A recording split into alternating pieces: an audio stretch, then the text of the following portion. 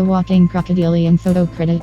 SMOKEYDJB dinosaur lore is full of mysteries. For example, how did dinosaurs survive their reptilian competitors, the proto-crocodilian-like Rauisuchans and like crocodiles with their splayed limbs? Rauisuchans, related to a predecessor of crocodiles, held their legs straight below their bodies. The more upright orientation would have made walking easier and faster while traveling on 4 feet, as Rauisuchans were apparently wont to do. This quadrupedal bias was one of the reasons that dinosaurs outlived their Triassic fellows.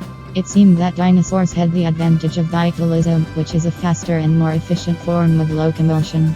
But science has found out that at least some of the Rauisuchans also walked on 2 feet. One specimen that did so is the dinosaur imposter Pacosaurus gracilis, the 225 million year old P. gracilis was approximately 4 meters 13 ft long, with a mouth full of backward curved teeth to shred its prey.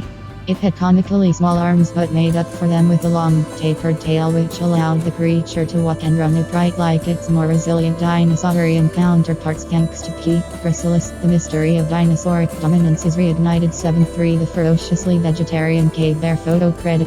Sinus con, the European cave bear, so called for its fondness of caves, weighed up to 500 kilograms 1,100 lg, and rivaled the largest living bears.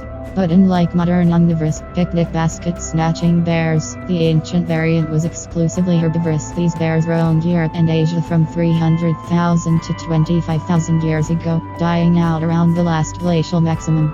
Even though its environment was dry and cold, Ursus pelleas managed to forage for enough vegetation to support its large, 3.5 meter long 11.5 ft frame on solid. How do scientists know? They analyzed the bones, some of which date back to nearly 50,000 years ago, of 6 bears discovered at 3 cave sites in Romania. Scientists zoomed in on the fossilized collagen within the skeletal remains and compared it to bone collagen from carnivores, herbivores, and cave bears from other parts of Europe. Based on the ratio of different types of nitrogen in the amino acids within the collagen, researchers concluded that Ursus pelleas was a strict vegetarian. 8 to the armored basking fish photo credit.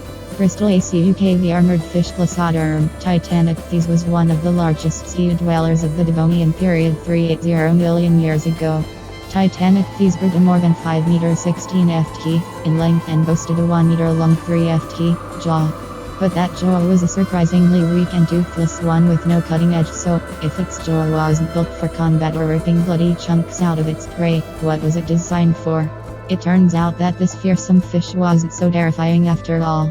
Instead, it made its living as a suspension feeder. Like a basking shark for all its apparent ferocity, Titanic these employed a lazy but efficient feeding method called continuous ram feeding. It just floated about with its mouth gaping open, scooping up the tiny critters that inhabited an ancient sea that is now the Moroccan Sahara Desert. 9 The trend-setting Titanic these is the earliest known species to bask, preempting the more famous basking animals, like baleen whales, by a whopping 350 million years. 1 The anchovy with a saber-tooth photo credit.